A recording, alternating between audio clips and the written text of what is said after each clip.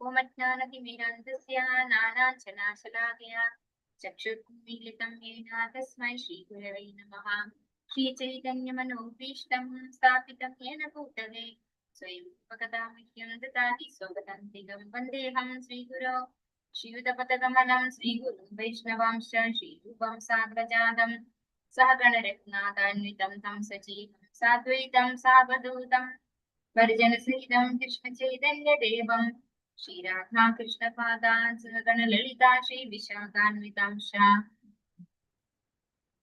नमो विष्णुपादाय कृष्णप्रेष्ठाय भूतले श्रीमते भक्तिवेदान्त स्वामिनि नामिने नमस्ते सारस्वती देवी गौरवाणी प्रचारिणे शेषशून्यवादी पाश्चात्यदेशतारिणे वाञ्छाकल्पतरुभ्यश्च कृपासिन्धुभ्येव च पतितानां पावनेभ्यो वैष्णवेभ्यो नमो नमः। हे कृष्णा करुणा सिन्धु दीनबन्धो जगत्पते गोपेश गोपिका कान्त राधा कान्त नमोऽस्तुते तप्त काञ्चन गौराङ्गी राधे वृन्दावनेश्वरी क्षमानसुते देवी प्रणमामि हरिप्रिये। जय श्री कृष्ण चैतन्य प्रभु नित्यानंद श्री अद्वैत गदाधर श्रीवासादि गौरभक्तवृंद हरे कृष्णा कृष्ण कृष्ण हरे हरे हरे राम राम राम हरे हरे। ഹരേ കൃഷ്ണ ശിഷ്യാതാഗമൻ മന്ത്രിന്റെ ഭക്തി വൈഭവ് ക്ലാസ്സിലേക്ക് എല്ലാ ഭക്തന്മാർക്കും സ്വാഗതം. ഹരേ കൃഷ്ണ. എല്ലാവരും കഴിയുന്നത്ര വീഡിയോ ഓൺ ആക്കി തന്നെ ഇരിക്കണം. ഇത് ഭക്തി വൈഭവ് ക്ലാസ് ആണ്, കമ്പൽസറി ആയിട്ട് പറയുന്നത്. എക്സെപ്ഷണൽ കേസ് നമ്മൾ ഒരിക്കലും കമ്പൽ ചെയ്യില്ല. അല്ലാത്തവര് ഇന്നത്ര വീഡിയോ ഓൺ ആക്കി തന്നെ ഇരിക്കണം. ഹരേ കൃഷ്ണ. ഓം നമോ ഭഗവതേ വാസുദേവായ. ഓം നമോ ഭഗവതേ വാസുദേവായ. ഓം നമോ ഭഗവതേ വാസുദേവായ. നിഗമകൽപതരോർഗളിതം ഫലം ശുകമുഖാദം തദ്രവ സംയുതം വിപദം ഭാഗവതം രസമാലയം ഗുരവോ വസിതാഹുവിഭാവുകാഃ. നാരായണം നമസ്കൃത്യ നരം ചൈവ നരോത്തമം ദേവീം സരസ്വതീം വ്യാസം തതോ ജയം തിരയേത്. നഷ്ടപ്രായേഷു ഭദ്രേഷു നിത്യം ഭാഗവത സേവയാ ഭഗവതി ഉത്തമ ശ്ലോകേ ഭക്തിർഭവതി നൈഷ്ഠികീം. കൃഷ്ണായ വാസുദേവായ ദേവകീ നന്ദനായ ച നന്ദഗോപകുമാരായ ഗോവിന്ദായ നമോ നമഃ. അദേകബന്ധോ മത്സംഗീൻ മദ്ഗുരോ മന്മഹാദന മന്നിഷ്ടാരകമദ്ഭാഗ്യാമദാനന്ദാനമോസ്തുതേ. ശ്രീമദ് ഭാഗവതം की जय श्री प्रभुपाद की जय श्रीमദ് ഭാഗവതം സ്കന്ധം 1 അധ്യായം 5 വ്യാസദേവര് നാരദന്റെ ശ്രീമദ് ഭാഗവത നിർദ്ദേശം. അപ്പൊ നമ്മള് 22 ശ്ലോകം വരെ കഴിഞ്ഞ ക്ലാസ്സുകള് നോക്കിയല്ലേ, 2 ക്ലാസ്സുകളിലായിട്ട് നോക്കി. എന്തൊക്കെ നമ്മൾ മനസ്സിലാക്കിയത്? ശ്രീ നാരദന്റെ അന്വേഷണങ്ങളും ശില വ്യാസദേവന്റെ പ്രതികരണങ്ങളും അല്ലെ. അതായത് വ്യാസദേവന് ഒരു സംതൃപ്തി കിട്ടുന്നില്ല എന്ന് പറഞ്ഞപ്പോഴാണ് വ്യാസദേവൻ നാരദ ബ്രഹ്മർഷിയോട് ചോദിക്കുന്നത്, എന്താണ് എന്റെ അസംതൃപ്തിക്ക് കാരണം? നാരദ ബ്രഹ്മർഷി എന്താണ് പറഞ്ഞത്? വേദങ്ങളൊക്കെ എഴുതിയിട്ടുണ്ടെങ്കിലും വേദങ്ങൾ എന്ത് ചെയ്യുന്നില്ല? ഭഗവാനെ പ്രകീർത്തിക്കുന്നില്ല അല്ലെ. എന്താണ്, എല്ലാവരും കാമ്യകർമ്മങ്ങൾ വരെ എത്തി കുടുങ്ങിപ്പോവാണ് ചെയ്യുന്നത്. അതുകൊണ്ട് ഭൂതം തെറ്റാണ് അത് ചെയ്തത് എന്ന് വരെ വ്യാസദേവന്റെ അടുത്ത് നാരദ ബ്രഹ്മർഷി പറയാനുണ്ടായത്. പിന്നെ എന്ത് കണ്ടു നമ്മള്? നാരദൻ വ്യാസദേവനോട് ശ്രീകൃഷ്ണന്റെ ലീലകളെ വിവരിക്കേണ്ടതിന്റെ പ്രാധാന്യം വെളിപ്പെടുത്തുമ്പോൾ എന്തുകൊണ്ടാണ് സംതൃപ്തി കിട്ടാത്തത്? ഭഗവാനെ പ്രകീർത്തിക്കാത്തത് കൊണ്ടാണ് അല്ലെ. ഭഗവാനെ പ്രകീർത്തിക്കുന്നതിന്റെ പ്രാധാന്യം 22 ശ്ലോകങ്ങൾ വരെ പറഞ്ഞു കഴിഞ്ഞു. ഇനി നാരദ ബ്രഹ്മർഷിയുടെ കഥകളാണ്, അതായത് ജീവിത കഥയല്ല, ജീവിതം തന്നെയാണ് നാരദ ബ്രഹ്മർഷി പറഞ്ഞു തരുന്നത്. എങ്ങനെയാണ് ഭക്തിയിൽ എത്തിയത്, നാരദ ബ്രഹ്മർഷി ഇന്ന് കാണുന്നത് നാരദ ബ്രഹ്മർഷി ആയത് എങ്ങനെയാണെന്ന് പറഞ്ഞു തരാണ്.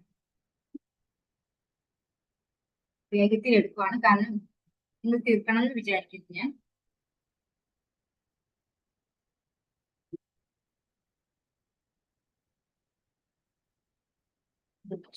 നമോ ഭഗവതേ വാസുദേവായ. നമോ ഭഗവതേ വാസുദേവായ. ശ്രീമദ് ഭാഗവതം അധ്യായം 5. നാരദ ബ്രഹ്മ വ്യാസദേവന്റെ ഭാഗവത നിർദ്ദേശങ്ങൾ. നാരദ ബ്രഹ്മർഷിയുടെ ഭാഗവത നിർദ്ദേശം.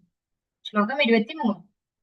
ഓം നമോ ഭഗവതേ വാസുദേവായ അഹം പുരാതീത ഭവേ ഭവം മുനേ ദാസ്യസ്തു കസ്യാശ്ചന വേദവാദിനാം നിരൂപിതോ ബാലക ഏവ യോഗിനാം ശുശ്രൂഷണേ പ്രാവൃഷ്ണിർവിവിക്ഷതാം.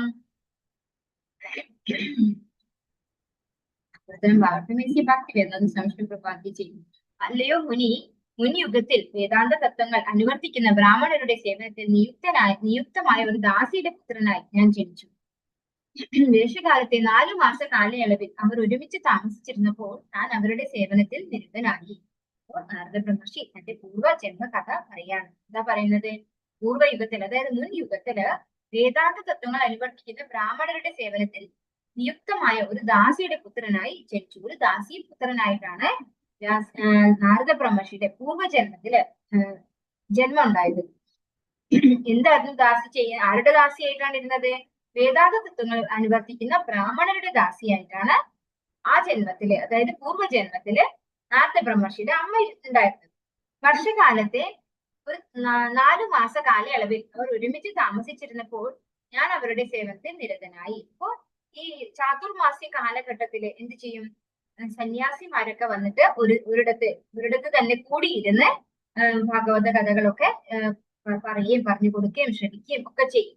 കാരണം ഈ 4 മാസങ്ങൾ മഴക്കാലം ആ ഒരു സമയം ആവുന്നത് കൊണ്ടാവണം അവര് എവിടെയും പോകാതെ ഒരു ദിക്കിൽ തന്നെ താമസിക്കും. സ്വതവേ സന്യാസിമാരെങ്ങനെയാണ്? ഒരിടത്തും സ്ഥിരമായിട്ട് താമസിക്കാത്തവരാണ് സന്യാസിമാര്. അവര് ഒരു മരത്തിന്റെ ചുവട്ടിൽ തന്നെ കൂടുതൽ നാളിരിക്കില്ല. കാരണം ആ മരം എന്റേതാണെന്നുള്ളൊരു തോന്നലുണ്ടായി കൂടാന്ന് വിചാരിച്ചിട്ടാണെന്ന് പറയും. അപ്പൊ എപ്പോഴും സഞ്ചരിച്ചുകൊണ്ടിരിക്കുന്നവരാണ് സന്യാസിമാര്. പക്ഷെ ഈ 4 മാസ കാലയളവില്, ചാതുർമാസ്യ കാലയളവില് അവരവിടെ ഒരുമിച്ച് കൂടിയിരുന്ന് ഭഗവത് സേവനത്തിൽ ഏർപ്പെട്ട സമയത്ത് ദാസി ആയിട്ടുള്ള, അതായത് നാരദ ബ്രഹ്മർഷിയുടെ പൂർവ്വജന്മത്തിലുള്ള ആ കുട്ടിയുടെ അമ്മ അവർക്കൊക്കെ സേവനം നടത്താൻ നിയുക്തയായ ഒരു ദാസിയായിരുന്നു. ആ ദാസിയുടെ പുത്രനായിട്ടാണ് നാരദ ബ്രഹ്മർഷി ഉണ്ടായത്. അതുകൊണ്ട് തന്നെ അമ്മയോടൊപ്പം അവരെ സേവനത്തില് നിരതനായി നാരദ ബ്രഹ്മർഷി എന്നാണ് പറയുന്നത്. പ്രവർത്തമേസി ഭക്തി വേദാന്ത സമിശ്ര പ്രഭാതിച്ച് ഭഗവത് ഭക്തിയുടെ സേവനത്താൽ അത്യന്തം അധികതരമാകുന്ന വിസ്മയത്തെ ശ്രീ നാരദ മുനി ഈ ഗ്രന്ഥത്തിൽ സംക്ഷേപമായി വിശദീകരിച്ചു. വളരെ താഴ്ന്ന കുലത്തിലാണ് അദ്ദേഹം ജന്മം കൊണ്ടത്.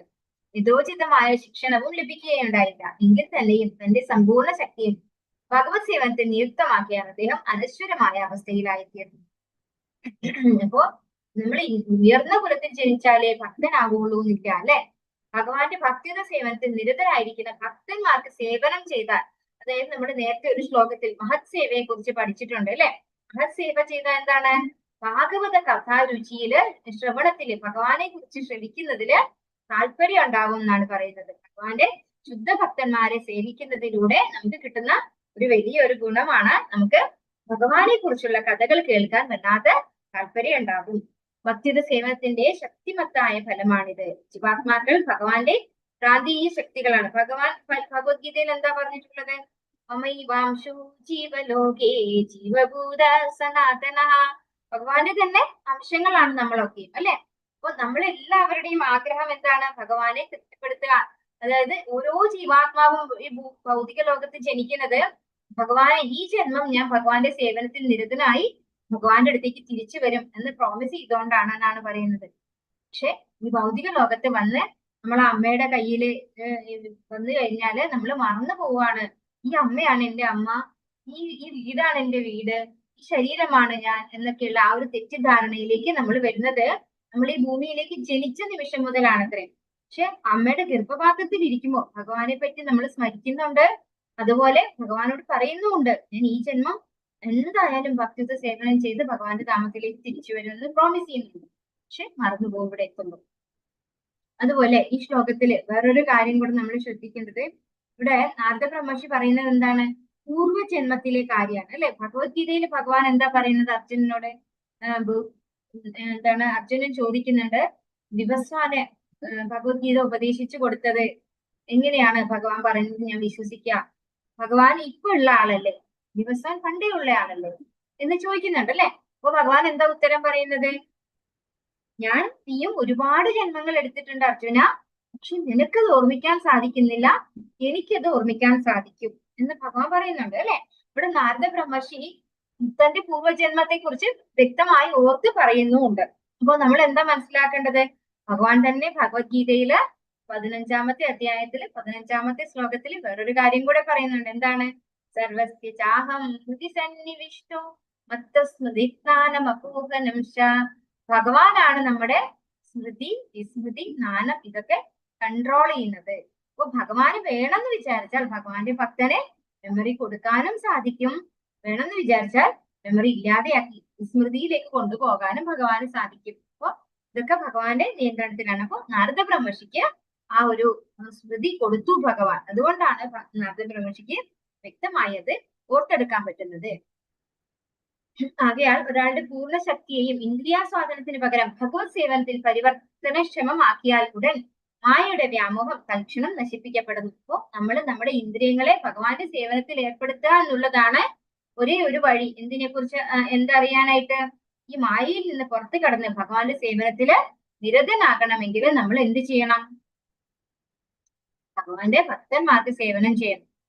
അതുപോലെ ആ ഭക്തന്മാർക്ക് സേവനം ചെയ്യുന്നതിലൂടെ ഭഗവത് കഥകൾ ശ്രവിക്കാൻ നമുക്ക് താല്പര്യം ഉണ്ടാവും. ഈ ഭഗവത് കഥകൾ ശ്രവിക്കാൻ താല്പര്യം ഉണ്ടായി കഴിഞ്ഞാൽ നമുക്ക് എന്ത് ചെയ്യാൻ പറ്റും? നമ്മുടെ എല്ലാ ഇന്ദ്രിയങ്ങളെയും ഭഗവാന്റെ സേവനത്തില് ഏർപ്പെടുത്താനും സാധിക്കും. ഭഗവത് സേവനം ആരംഭിക്കുന്നത് യഥാർത്ഥ ഭഗവത് സേവകരുടെ സേവനത്തിലൂടെയാണ് എന്ന് ശ്രീ നാരദ മുനിയുടെ പൂർവ്വജന്മ ദൃഷ്ടാന്തത്തിൽ നിന്നും വ്യക്തമാകുന്നു. അപ്പോ ഭഗവാന്റെ ഭക്തന്മാരെ സേവിക്കുന്നതിലൂടെയാണ് നമ്മുടെ യഥാർത്ഥ സേവനം സ്റ്റാർട്ട് ചെയ്യുന്നത്.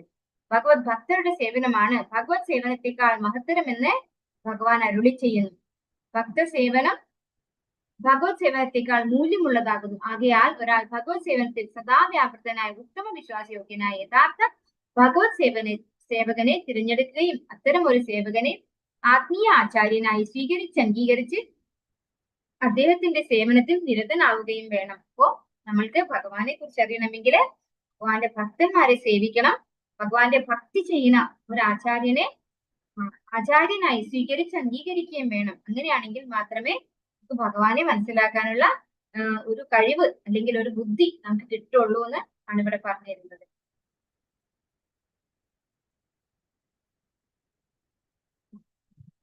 എല്ലാ ശാസ്ത്രങ്ങളിലും പറയുന്നുണ്ട് അല്ലെ, ഭഗവാന്റെ ഭക്തന്മാരുടെ ഭക്തനാവണം. അതായത് കുലശേഖര ആൾവാർ എന്താ പറയുന്നത്?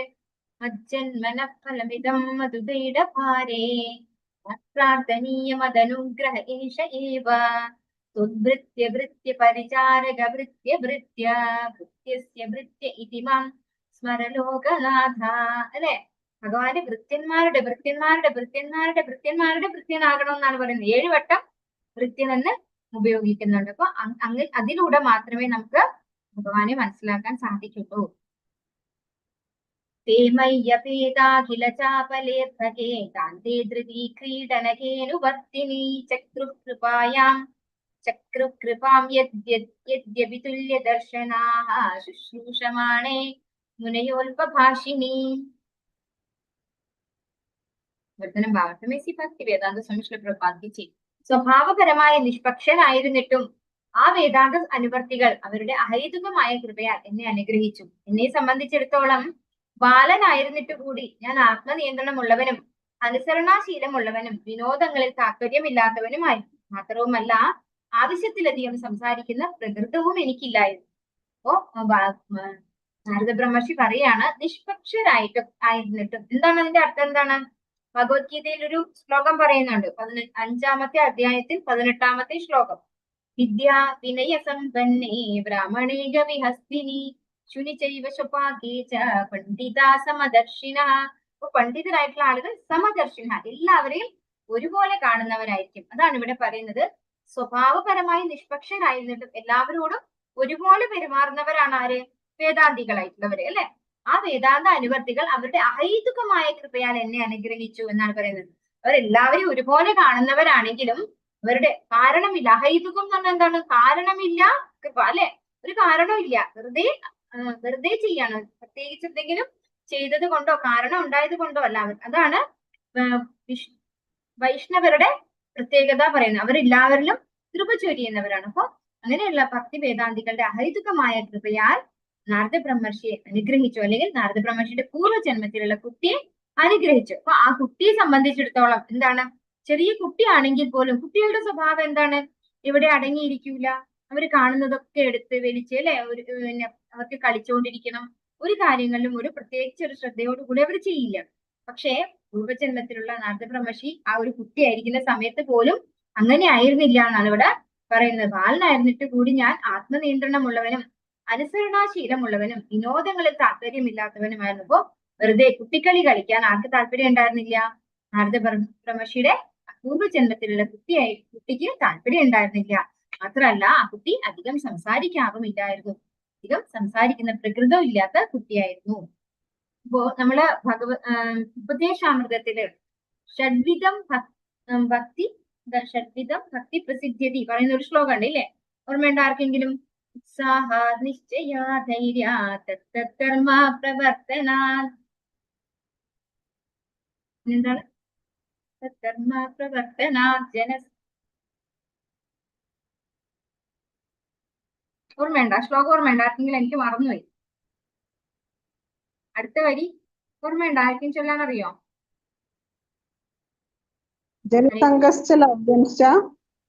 ആണോ മാതാജി? അതല്ല അത് രണ്ടാമത്തെ ശ്ലോകല്ലേ? ജനസംഘം രണ്ടാമത്തെ. ഇത് സാധുസംഘം അല്ലേ? തത്കർമ്മ പ്രവർത്തന സംഘത്യാഗാത് സദോ വൃത്തേ ഷഡ്ഭിർഭക്തി പ്രസിദ്ധ്യതി. 6 വിധം കാര്യങ്ങള് ചെയ്താല് ഭക്തി വർദ്ധിക്കും. അതാണ് ഉപദേശാമൃതത്തിൽ ആ ശ്ലോകത്തിൽ പറയുന്നത്. അപ്പൊ ഇവിടെ നാരദബ്രഹ്മർഷി പറയുന്ന കാര്യങ്ങള് നമുക്ക് മനസ്സിലാക്കാൻ പറ്റുന്ന എന്താണ്? ആത്മനിയന്ത്രണമുള്ളവനും അനുസരണാശീലമുള്ളവനും വിനോദങ്ങളിൽ താല്പര്യമില്ലാത്തവനും ആയിരുന്നു. അപ്പൊ ഈ വിനോദങ്ങളിൽ താല്പര്യമുണ്ട്, അതായത് അത്തരത്തിലുള്ള ആളുകളുമായിട്ട് ഒരു തരത്തിലുള്ള ഭൗതികമായ ആസ്വാദനവും ആർക്ക് ഉണ്ടായിരുന്നിട്ടില്ല? ആ കുട്ടിയായിട്ടുള്ള ബാലനായിട്ടുള്ള നാരദബ്രഹ്മർഷിയുടെ ഉപജന്മത്തിലുള്ള കുട്ടിക്ക് ഉണ്ടായിരുന്നില്ല. വർത്തമേസി ഭക്തി വേദാന്ത സംശയപ്രപാതിച്ചേ സർവ്വവേദങ്ങളും അന്വേഷിക്കുന്നത് എന്നെയാണെന്ന് ഭഗവത്ഗീതയിൽ ഭഗവാൻ അരുളി ചെയ്യുന്നു. ശ്രീ ചൈതന്യ മഹാപ്രഭു പറയുന്നു, വേദങ്ങളിലെ പ്രതിപാദ്യ വിഷയം 3 കാര്യങ്ങൾ മാത്രമാണ്. ദിവ്യോത്തമ പുരുഷനായുള്ള ജീവാത്മാക്കളുടെ ബന്ധത്തെ ദൃഢമാക്കുക, ഭക്തിയുടെ സേവനവുമായി ബന്ധപ്പെട്ട കർത്തവ്യങ്ങൾ നിർവഹിക്കുക, അനന്തരം ഭഗവത് ധാമത്തിൽ മടങ്ങി ചെല്ലുക. അപ്പോ വേദങ്ങളിലൂടെ പഠിക്കുന്നതും ഈ 3 കാര്യം തന്നെയാണ്. എന്താണ്? ഭഗവാനുമായിട്ടുള്ള നമ്മുടെ ബന്ധം അറിയുക, പിന്നെ ഭഗവാന്റെ ജീവാത്മാക്കളുടെ ബന്ധത്തെ ദൃഢമാക്കുക, ഭക്തിയുടെ സേവനവുമായി ബന്ധപ്പെട്ട കർത്തവ്യങ്ങൾ നിർവഹിക്കുക, തിരിച്ച് ഭഗവാന്റെ അടുത്തേക്ക് പോവുക. ഈ കാര്യങ്ങൾ തന്നെയാണ്. പക്ഷെ അത് ഇൻഡയറക്റ്റ് ആയിട്ടാണ് പറഞ്ഞു തന്നിരിക്കുന്നത് എന്നുള്ളത് കൊണ്ടാണ് ഇപ്പോ ഇവിടെ ഭാഗവതം രചിക്കേണ്ടതായിട്ടുള്ള അവസ്ഥ ആർക്ക് വന്നിട്ടുള്ളത്? വേദവ്യാസ സ്വാമികൾക്ക് അല്ലെ, വ്യാസദേവന് വന്നിട്ടുള്ളത്. അത്തരത്തിൽ വേദാന്തവാദികൾ അഥവാ വേദാന്ത അനുവർത്തികളെ പരമദിവ്യോത്തമ പുരുഷൻ പരിശുദ്ധ ഭക്തരായി സൂചിപ്പിക്കുന്നു. ഇപ്പോൾ ഇവിടെ ഈ വേദാന്തികൾ ഇവിടെ വന്നിട്ടുള്ള പരിശുദ്ധ ഭക്തന്മാരാണ് എന്നാണ് പറയുന്നത്. ആരെയും, അതായത് പണ്ഡിതൻ എന്നോ പാമരൻ എന്നോ ഒന്നുള്ള വ്യത്യാസമൊന്നും ഇല്ലാതെ എല്ലാവരെയും ഒരുപോലെ കാണുന്നവരാണ് ഇത്തരത്തിലുള്ള ഭക്തി വേദാന്തികൾ അല്ലെങ്കിൽ ഭഗവാന്റെ ശുദ്ധ ഭക്തന്മാര്.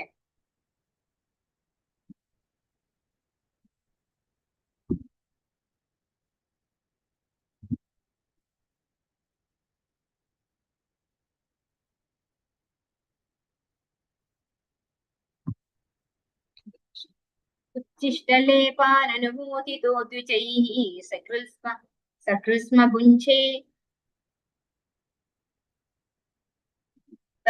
തദപാസ്തകിൽബിഷം ഏവം പ്രവൃത്തസ്യ വിശുദ്ധചേതസഃ തദ്ധർമ്മ ഏവാത്മരുചി പ്രചായതേ. അവരുടെ അനുവാദത്തോടെ ഒരിക്കൽ മാത്രം അവരുടെ ഭക്ഷണ അവശേഷം ഞാൻ ഭക്ഷിച്ചു. അപ്രകാരം ഭക്ഷിക്കയാൽ എന്റെ സർവ്വപാപങ്ങളും തൽക്ഷണം സമൂലം നശിപ്പിക്കപ്പെട്ടു. അങ്ങനെ എനിക്ക് ഹൃദയശുദ്ധി കൈവരികയും അതീന്ദ്രിയവാദികളുടെ അതേ നൈസർഗിക ഗുണം എന്നിലേക്ക് ആകർഷിതമാവുകയും ചെയ്തു. അപ്പോ ഭക്തി വേദാന്തികൾ അഹൈതുകമായ കൃപയാൽ ആ ബാലനെ അനുഗ്രഹിച്ചു എന്ന് പറഞ്ഞല്ലേ? എന്നിട്ട് അത് മാത്രമല്ല, അതിലും വലിയൊരു കൃപ കൂടെ അവര് കാണിച്ചു. എന്താണ്? അവരുടെ അനുവാദത്തോടു കൂടി, അതായത് ഭക്തി വേദാന്തികളുടെ അനുവാദത്തോടു കൂടി അവർ കഴിച്ച ഭക്ഷണത്തിന്റെ അവശിഷ്ടം അത് നാരദബ്രഹ്മർഷിക്ക് നൽകപ്പെട്ടു എന്നാണ് പറയുന്നത്. അതായത് ഭക്തഭുക്ത അവശേഷ അല്ലെ, അതായത് മഹാമഹാപ്രസാദം അത് ആർക്ക് കിട്ടി? നാരദബ്രഹ്മർഷിയുടെ ആ ഉപജന്മത്തിലുള്ള കുട്ടിക്ക് കിട്ടി. അപ്പൊ അങ്ങനെ നാരദബ്രഹ്മർഷിയുടെ എല്ലാ ഭൗതികമായ മാലിന്യങ്ങളും ഇല്ലാതെയാക്കപ്പെട്ടു എന്നാണ് പറയുന്നത്. അങ്ങനെ എനിക്ക് ഹൃദയശുദ്ധി കൈവരികയും അതീന്ദ്രിയവാദികളുടെ അതേ നൈസർഗിക ഗുണം എന്നിലേക്ക് ആകർഷിതമാവുകയും ചെയ്തു. ഇവിടെ ഭാവാർത്ഥത്തിൽ ശിലപ്രഭാതർ പറയാണ് രോഗതുല്യം സാംക്രമികമാണ് ശുദ്ധ ഭക്തി. അതായത് നമ്മളൊരു രോഗിയായിട്ടുള്ള ഒരു വ്യക്തിയുടെ അവശിഷ്ടം, ഭക്ഷണ അവശിഷ്ടം കഴിച്ചാൽ എന്താ നമുക്ക് പറ്റാം? നമുക്ക് ആ രോഗം പിടിപെടുകയാണ് ചെയ്യുക അല്ലെ?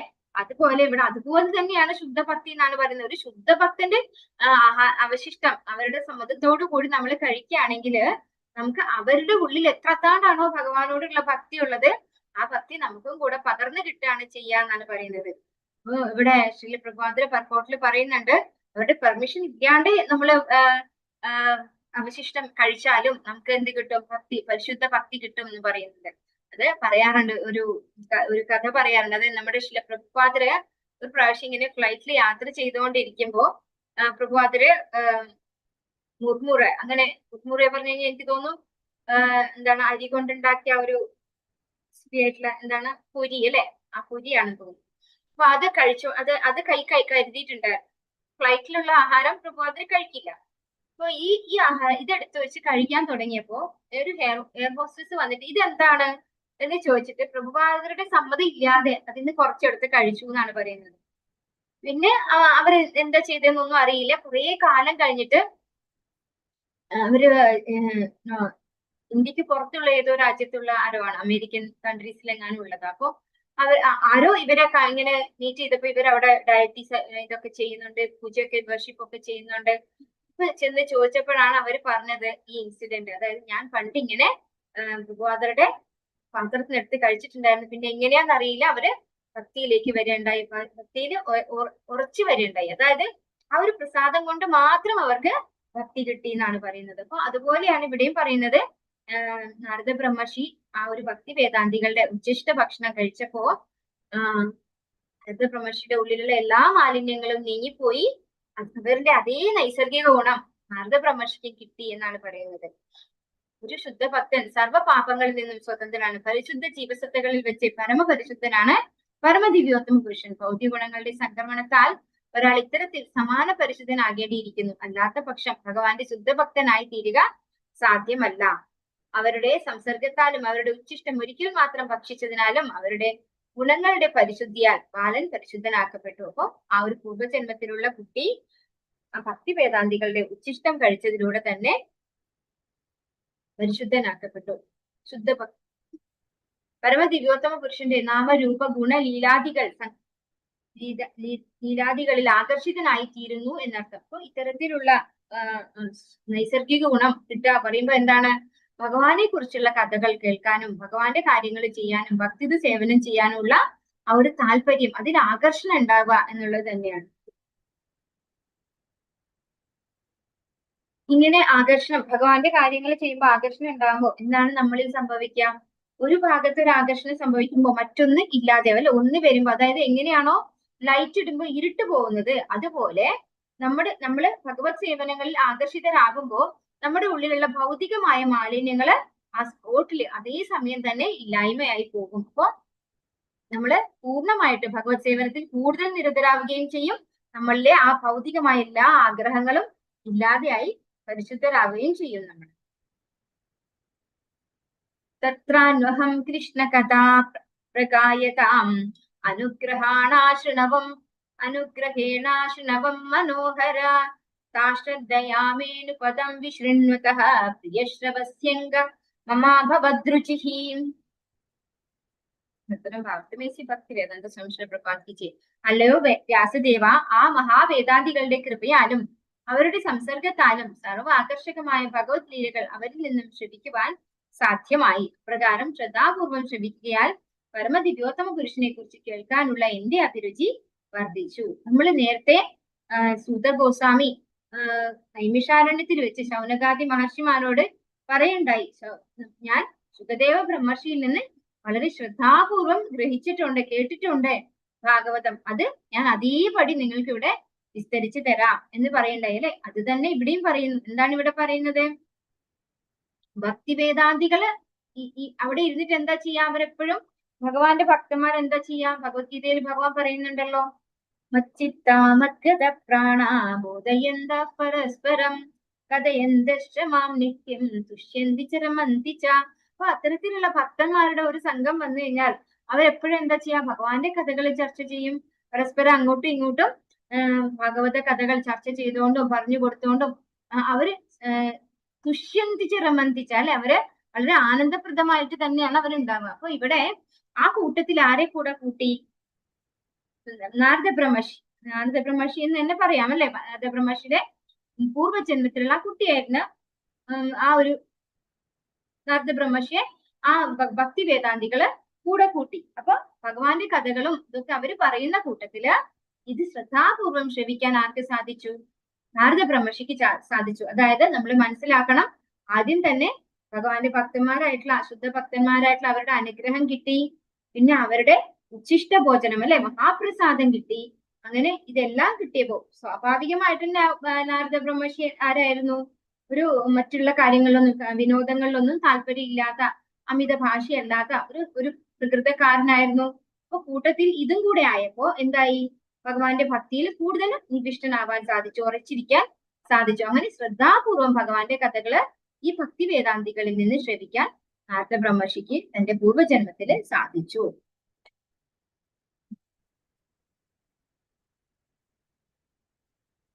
പ്രഭുപാദർ പറയാണ്, ഭഗവാന്റെ കഥകൾ സ്വാഭാവികമായിട്ട് തന്നെ ശ്രവിക്കാനുള്ള ഒരു പ്രവണത നമുക്കുണ്ടെന്നാണ് പറയുന്നത്.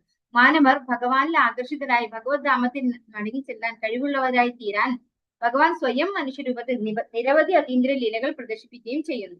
ലൗകിക പ്രവർത്തനങ്ങൾ നിർവഹിക്കുന്ന നിരവധി വ്യക്തിത്വങ്ങളുടെ ചരിത്രങ്ങളും ആഖ്യാനങ്ങളും ശ്രവിക്കാനുള്ള സ്വാഭാവിക പ്രവണത മനുഷ്യർക്കുണ്ട്. അപ്പൊ നമുക്കൊക്കെ ആരെക്കുറിച്ചെങ്കിലും ഒക്കെ അല്ലെ, അതായത് ഒരു ഉന്നതരായിട്ടുള്ള ആരെക്കുറിച്ചും കേൾക്കാൻ താല്പര്യമുണ്ട്. അപ്പൊ അതുകൊണ്ട് ഭഗവാൻ തന്നെ ഇവിടെ അവതരിച്ച് വന്ന് ഭഗവാന്റെ ലീലകൾ ഇവിടെ ചെയ്തപ്പോ നമുക്ക് ഭഗവാന്റെ ലീലകൾ കേൾക്കാനുള്ള ഒരു ഓപ്പർച്യൂണിറ്റി ഉണ്ടാവുകയാണ്.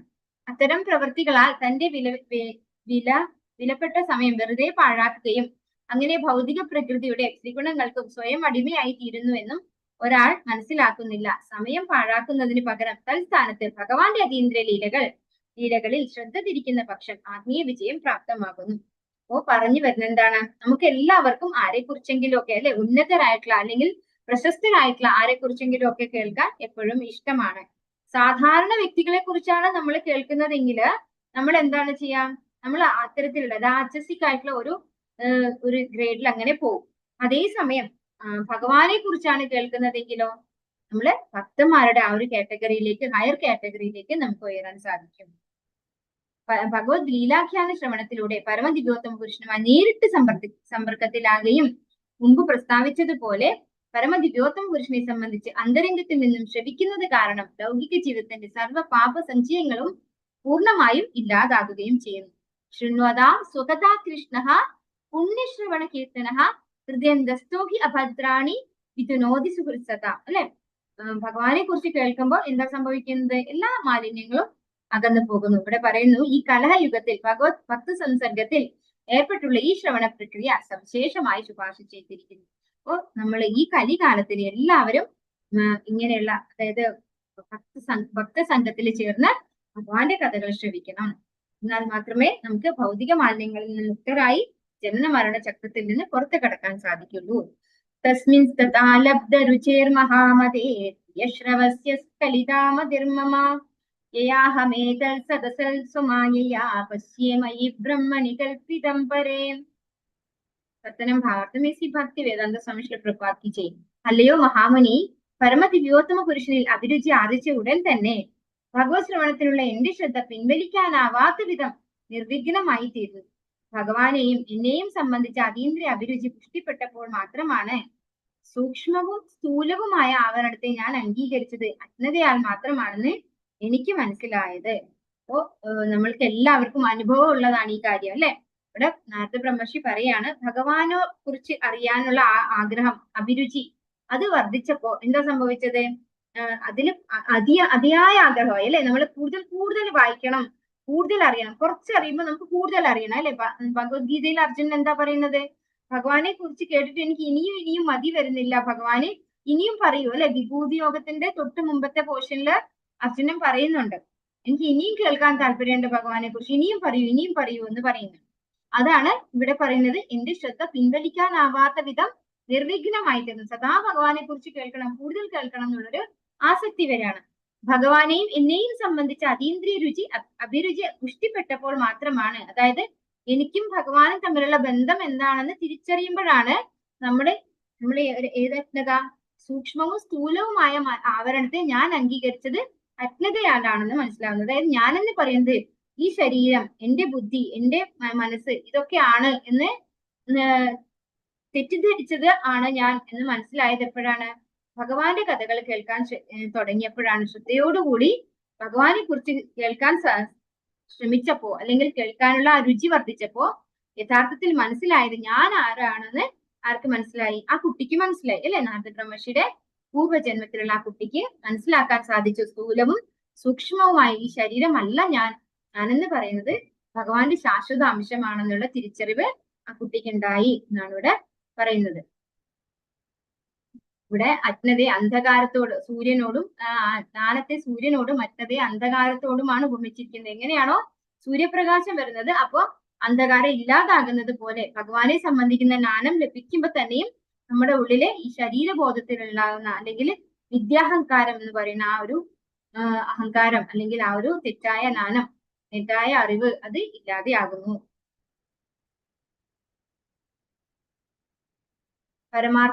പരമാർത്ഥത്തിൽ പരമദിവ്യോത്തമ പുരുഷനും ജീവാത്മാക്കളും അതീന്ദ്രിയങ്ങളാണ്. അമൈവാംശോ ജീവലോകേ ജീവഭൂത സനാതനഃ. നമ്മൾ എല്ലാവരും സനാതനരാണെന്ന് ഭഗവത്ഗീതയില് ഭഗവാൻ പറഞ്ഞിട്ടുണ്ട് അല്ലെ? ശരിയായ രീതിയിൽ എന്താണ്? ഭഗവാനും അതീന്ദ്രിയനാണ്, നമ്മളും അതീന്ദ്രിയരാണ്. പക്ഷെ ഏതുപോലെയാണെന്ന് പറയുന്നു? കടൽ വെള്ളവും കടലും പോലെ അല്ലെ? കടലിൽ ഇരിക്കുന്ന മുഴുവൻ കടലും അതുപോലെ കൈക്കുമ്പിളിലെടുത്ത കടൽ വെള്ളവും പോലെ നമ്മള് ഒരു ഭഗവാനുമായിട്ട് ഗുണത്തിൽ ഒന്നാണെങ്കിലും അളവിൽ വ്യത്യസ്തരാണ്. പക്ഷെ നമ്മളും ഒക്കെ ആരാണ്? അതീന്ദ്രിയരാണ് എന്നുള്ളത് ഭഗവാനെ കുറിച്ച് മനസ്സിലാക്കുമ്പോൾ നമുക്ക് മനസ്സിലാക്കാൻ സാധിക്കുന്നു. ഇവിടെ നമ്മുടെ രണ്ട് ശരീരങ്ങളുണ്ട് അല്ലെ? സൂക്ഷ്മ ശരീരമുണ്ട്, സ്ഥൂല ശരീരമുണ്ട്. ഈ രണ്ട് ശരീരങ്ങളും നമ്മള് ഭഗവാന്റെ സേവനത്തിൽ ഏർപ്പെടുത്തണം. അപ്പോഴാണ് നമുക്ക് ഭക്തിയിൽ ഉയരാൻ സാധിക്കുക എന്ന് പറയുന്നു. സ്ഥൂലവും സൂക്ഷ്മവുമായ ശരീരങ്ങൾ പരമപുരുഷനിൽ നിന്നുള്ള ഉദ്ഗാരങ്ങളാകുകയാൽ ജ്ഞാനപ്രകാരം ഒരാളെ അവ രണ്ടിനെയും ഭഗവത് സേവനത്തിൽ നിയുക്തമാക്കാൻ അനുവദിക്കുന്നു. ഭഗവാന് സേവനം സമർപ്പിക്കുന്ന പ്രവർത്തനങ്ങളിൽ ജലം കൊണ്ടുവരിക, ക്ഷേത്രം വൃത്തിയാക്കുക, ഭഗവാനെ വന്ദിക്കുക തുടങ്ങിയവ സ്ഥൂല ശരീരത്തെ നിശ്ചയമായും നിയുക്തമാക്കണം. അർച്ചന മാർഗം അഥവാ ക്ഷേത്രത്തിലെ ഭഗവത് വിഗ്രഹ ആരാധനയിൽ സ്ഥൂല ശരീരത്തെ ഭഗവത് സേവനത്തിൽ നിയുക്തമാക്കുന്നത് ഉൾപ്പെടുന്നു. അതുപോലെ സൂക്ഷ്മ ശരീരത്തെ അതീന്ദ്ര ഭഗവത് ശ്രവണം, ഭഗവത് സ്മരണം, ഭഗവത് നാമജപം തുടങ്ങിയവയിൽ നിയുക്തമാക്കണം. അപ്പോ സ്ഥൂലവും സൂക്ഷ്മവുമായ ശരീരങ്ങളെ നമ്മൾ ഭഗവാന്റെ സേവനത്തിൽ ഏർപ്പെടുത്തണം എന്നാണ് പറയുന്നത്. സൂക്ഷ്മ ശരീരം കൊണ്ട് നമുക്ക് ഭഗവാന്റെ ഡയറ്റി സർവീസ് ചെയ്യാം, ക്ഷേത്രം വൃത്തിയാക്കാം അല്ലെ? പിന്നെ പൂക്കളൊക്കെ കളക്ട് ചെയ്യാം. അങ്ങനെ ചെയ്യാൻ പറ്റുന്നതൊക്കെ സ്ഥൂല ശരീരം കൊണ്ട് ചെയ്യാം. പിന്നെ സൂക്ഷ്മ ശരീരം കൊണ്ട് എന്ത് ചെയ്യാം? ഭഗവത് സ്മരണം ചെയ്യാം, ഭഗവാന്റെ നാമം ജപിക്കാം അല്ലെ? കേട്ടുകൊണ്ട് ജപിക്കാം. അതുപോലെ വേറെന്താണ്? ഭാഗവത ശ്രവണം, ഇങ്ങനെയുള്ള ശ്രവണം കാര്യങ്ങളൊക്കെ സൂക്ഷ്മ ശരീരം കൊണ്ടും ചെയ്യാൻ പറ്റും.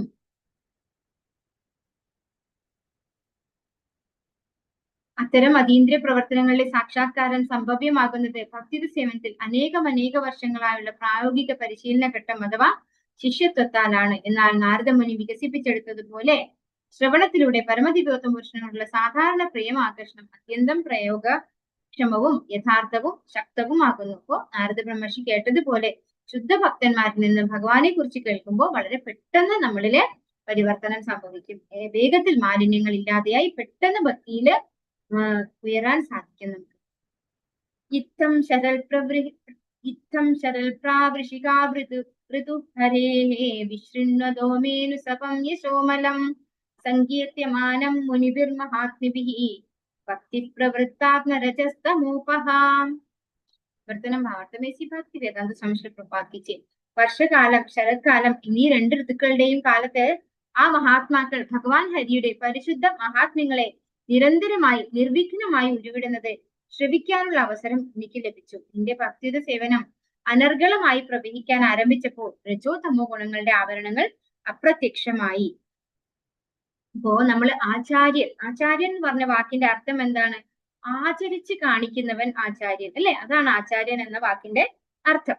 അതുകൊണ്ടാണ് ആചാര്യൻ എന്ന് പറയുന്നത്. അല്ലാതെ നമ്മൾ വെറുതെ തിയറിറ്റിക്കൽ ആയിട്ട് ശിഷ്യന്മാർക്ക് കുറെ നോളജ് പകർന്നു കൊടുക്കും. അത് കഴിഞ്ഞിട്ട് നമുക്ക് തോന്നിയതുപോലെ അല്ലെ ഇഷ്ടമുള്ളതൊക്കെ ആസ്വദിച്ച് എന്തൊക്കെ തെറ്റൊക്കെ ചെയ്യാൻ പറ്റുമോ അതൊക്കെ ചെയ്തുകൊണ്ട് ജീവിക്കുന്നതാണെങ്കിൽ ആ വ്യക്തി എന്ത് ചെയ്യാൻ പറ്റില്ല, ആചാര്യൻ എന്ന് പറയാൻ പറ്റില്ല. അപ്പൊ ഇവിടെ എന്താണ് നാരദ ബ്രഹ്മർഷി പറയുന്നത്?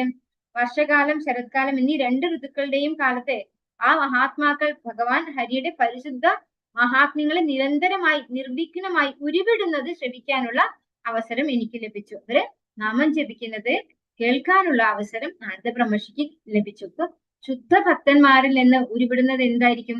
ശുദ്ധനാമമായിരിക്കും അല്ലെ? ഭഗവാന്റെ നാമവും ഭഗവാനും തമ്മിൽ യാതൊരു വ്യത്യാസവും ഇല്ല.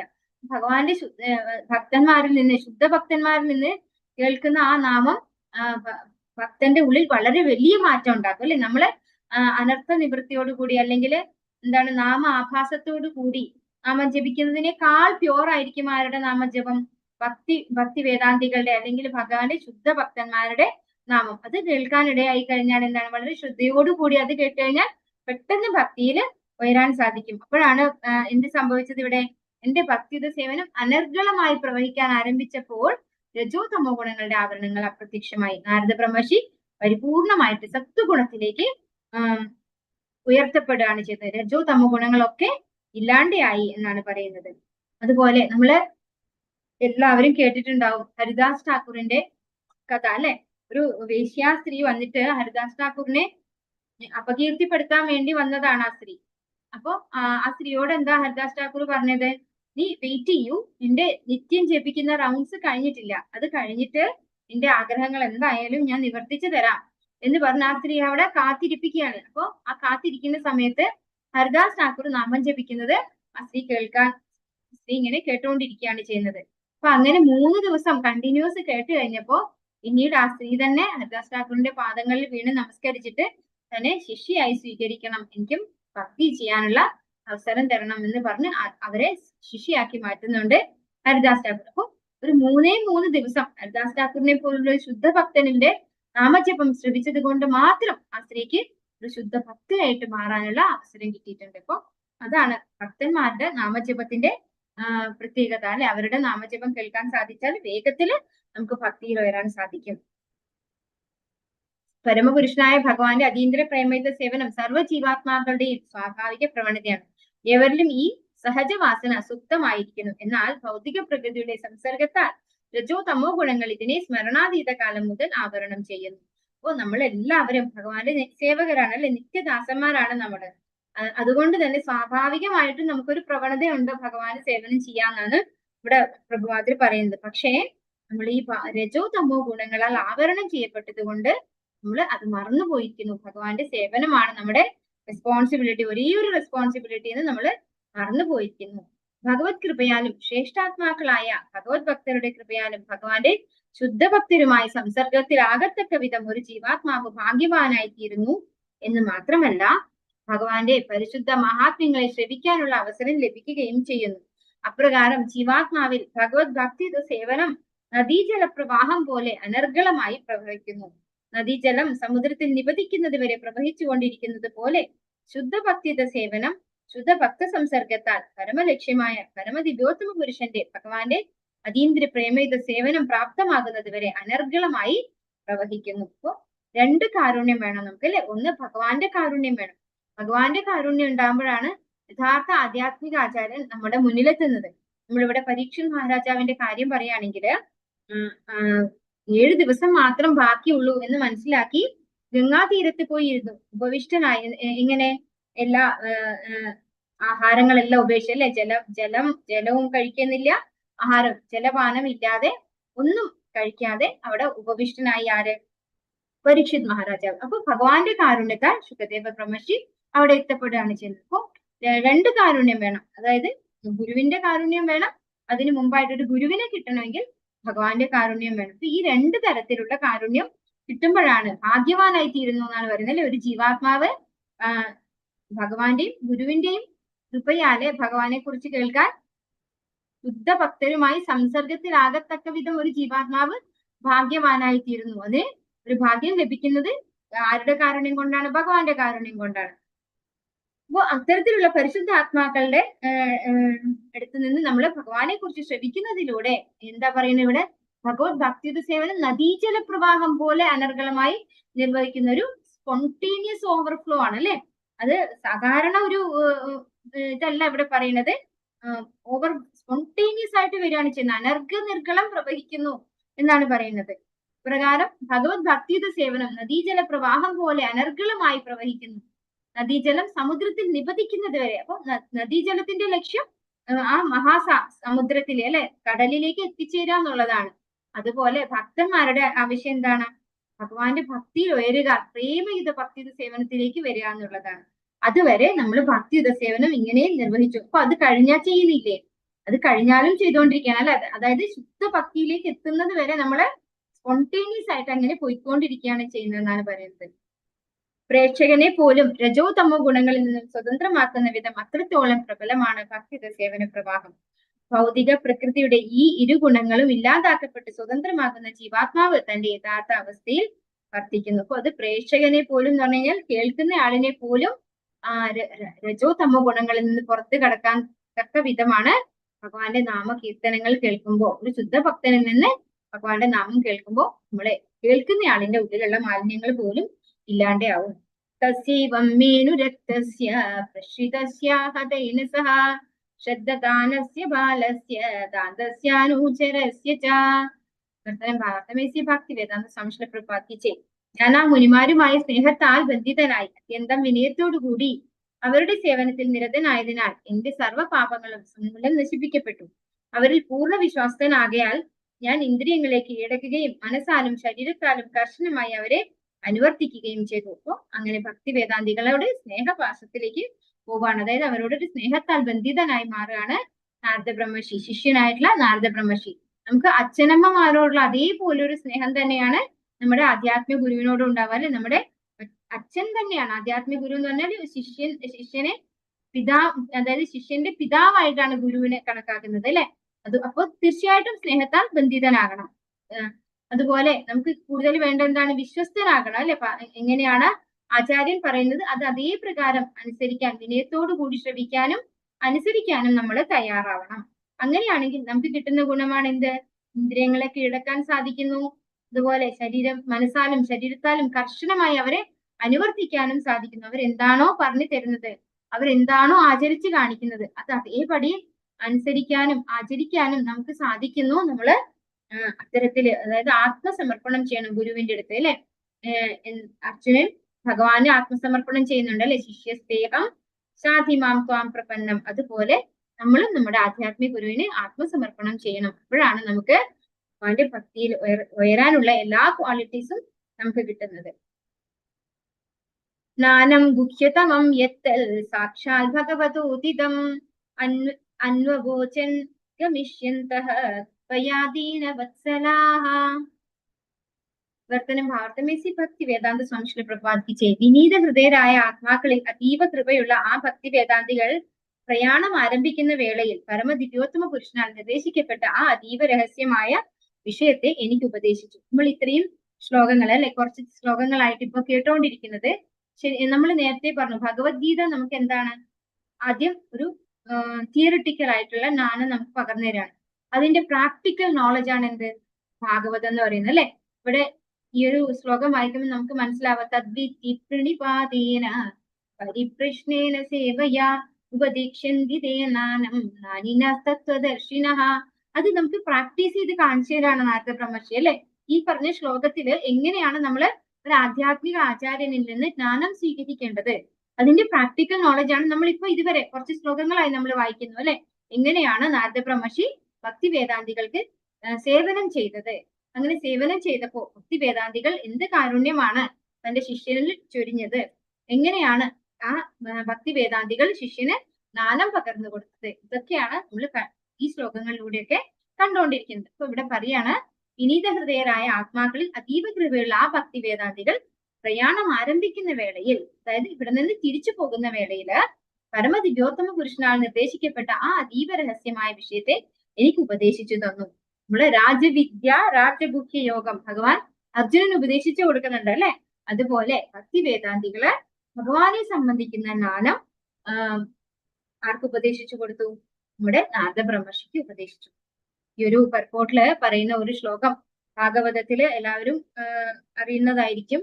രണ്ടാമത്തെ സ്കന്ധത്തില് 9-ാമത്തെ അധ്യായത്തില് 33, 34, 35, 36 4 ശ്ലോകങ്ങളിൽ ചതുശ്ലോകി ഭാഗവതം ഉണ്ട് ഇല്ലേ? അഹമേവാസമേവാഗ്രേ നാന്യദെത്സത സത്പരം പശ്ചാദഹം യഥേതച്ഛയോപശിഷ്യേത സുസ്മ്യഹം. അതായത് ഇവിടെ ശൂന്യമായിരുന്നപ്പോ, സൃഷ്ടിക്ക് മുൻപ് ഇവിടെ ഉണ്ടായിരുന്നത് ആര് മാത്രാണ്? ഭഗവാൻ മാത്രമാണ് അല്ലെ? അതുപോലെ ആ സമയത്ത് ഒന്നും തന്നെ ഭൗതിക പ്രകൃതിയോ പ്രകൃതിക്ക് അതായത് അല്ലെങ്കിൽ സൃഷ്ടിക്ക് കാരണമായിട്ടുള്ളതോ ഒന്നും തന്നെ ഇവിടെ ഉണ്ടായിരുന്നില്ല. മാത്രമല്ല സർവസംഹാരങ്ങൾക്ക് ശേഷം ഇവിടെ നിലനിൽക്കുന്നതും പരമദിവ്യോത്തമ പുരുഷനായ ഭഗവാൻ മാത്രമായിരിക്കും അല്ലെ? ഈ ഒരു ജ്ഞാനം ശരിയായ രീതിയിൽ ആര് പറഞ്ഞു കൊടുത്തു? ഭക്തി വേദാന്തികള് നാരദ ബ്രഹ്മർഷിക്ക് പറഞ്ഞു കൊടുത്തു എന്നാണ് ഇവിടെ പറയുന്നത്.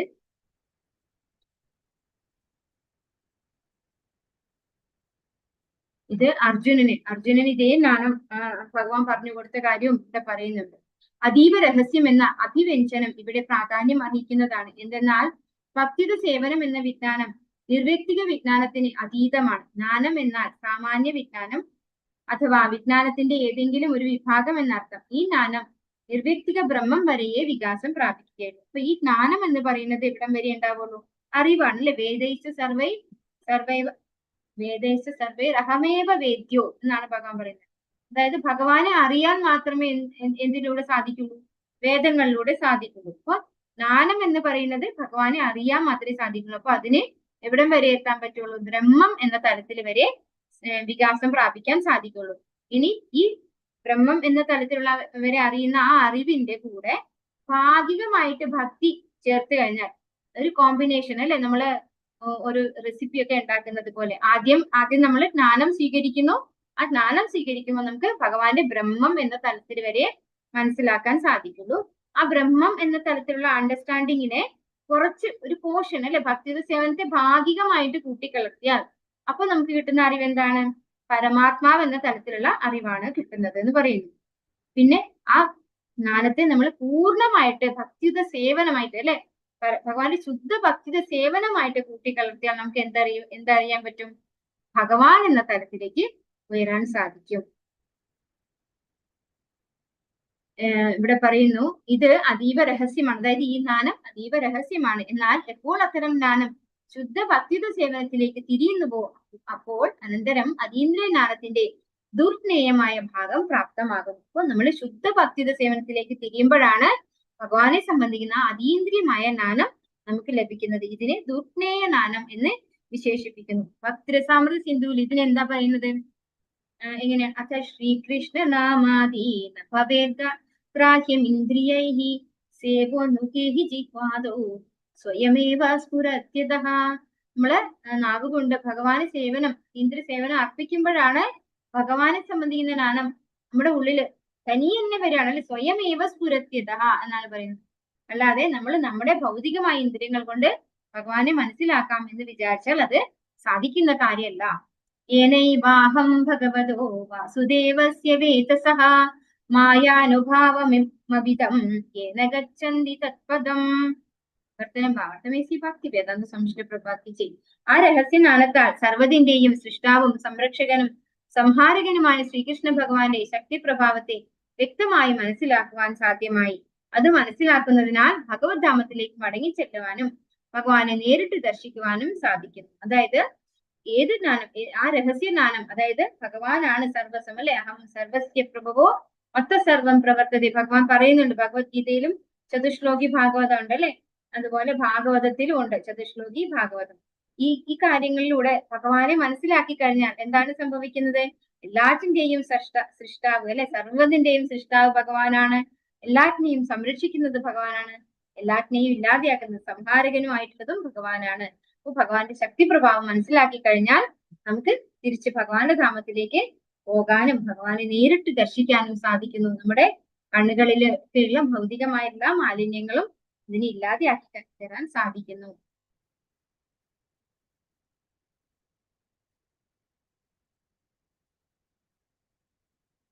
ഏതത് സംസൂചിതം ബ്രഹ്മൻ താപത്രേ ചികിത്സിതം യതീശ്വരേ ഭഗവതി കർമ്മ ബ്രഹ്മാണി ഭാവിതം.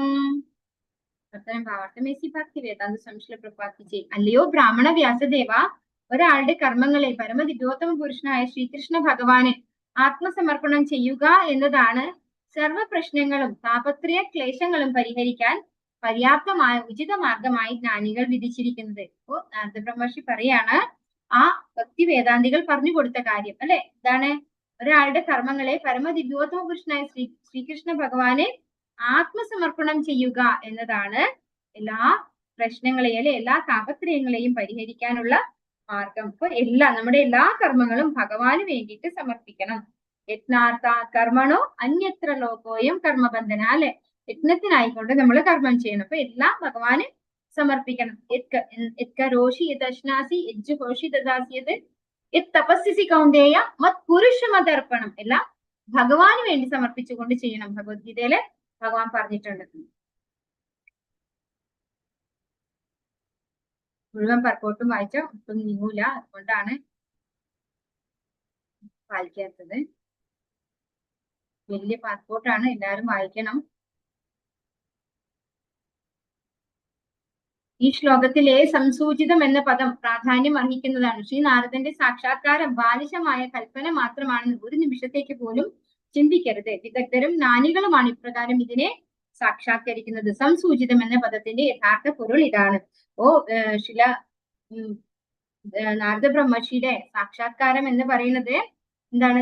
ഒരു ബാലിശമായിട്ടുള്ള ഒരു കൽപ്പനയാണ്, അല്ലെങ്കിൽ ഒരു തോന്നലാണ്. ഞാൻ ഭഗവാനെ നേരിട്ട് കാണാൻ സാധിച്ചു എന്നാണ് പറഞ്ഞല്ലേ. ഭഗവാന്റെ ധാമത്തിലേക്ക് തിരിച്ചു പോകാനും ഭഗവാനെ നേരിട്ട് കാണാനും സാധിക്കുന്ന തരത്തിലാണ് ഭക്തിയുത സേവനം ആര് പറഞ്ഞു കൊടുത്തിരിക്കുന്നത്?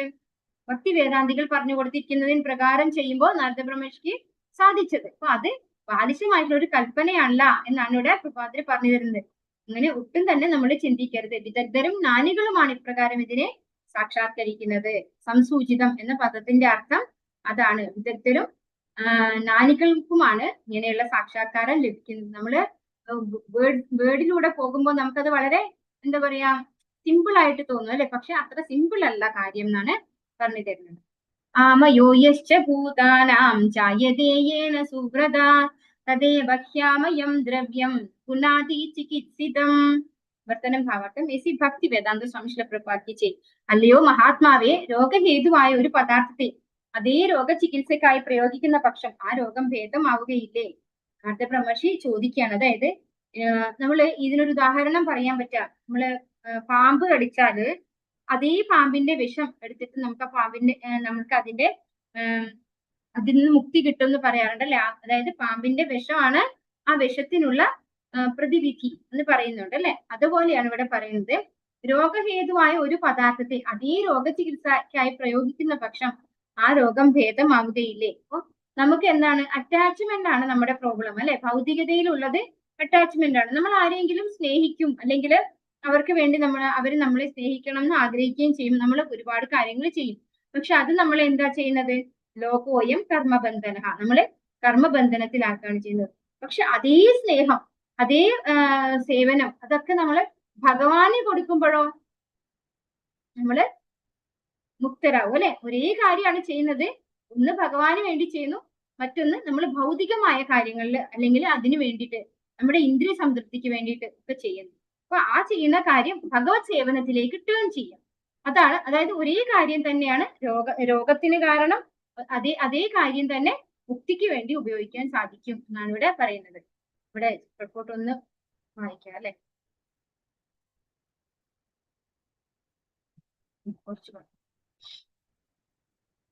ഇവിടെ പറയുന്നത് സർവ്വതും പരമചൈതന്യത്തിൽ നിന്നുമുള്ള ഉദ്ഗാരങ്ങളാണ്. സങ്കല്പാതീത ശക്തിയാൽ ആത്മാവിനെ ദ്രവ്യമായും ഭാവത്തെ ആത്മാവായും പരിവർത്തനം ചെയ്യുന്നു. അപ്പൊ എല്ലാത്തിലും എന്താണ്? ഭഗവാൻ തന്നെയാണ് ഉള്ളത് അല്ലെ. അതായത്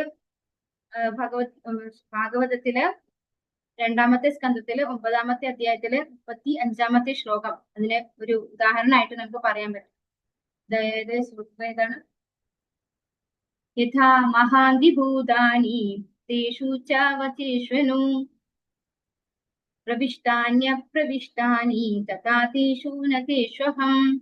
അതായത് ഈ പ്രാപഞ്ചിക ഘടകങ്ങളൊക്കെയും എങ്ങനെയാണോ അതിൽ പ്രവേശിക്കുകയും പ്രവേശിക്കാതിരിക്കുകയും ചെയ്യുന്നത്, അതുപോലെ ഞാൻ സകലത്തിലും അകത്തും പുറത്തും ഉണ്ട് എന്ന് ഭഗവാൻ പറയാണ്. അപ്പൊ എല്ലാറ്റിലും ഉള്ളത് ഭഗവാന്റെ ചൈതന്യം തന്നെയാണ്. അത് തന്നെയാണ് ദ്രവ്യമായും എന്താണ് ആത്മാവിനെ ദ്രവ്യമായും ദ്രവ്യത്തെ ആത്മാവായും പരിവർത്തനം ചെയ്യുന്നത് ഭഗവാന്റെ ശക്തി തന്നെയാണെന്നാണ് പറയുന്നത്.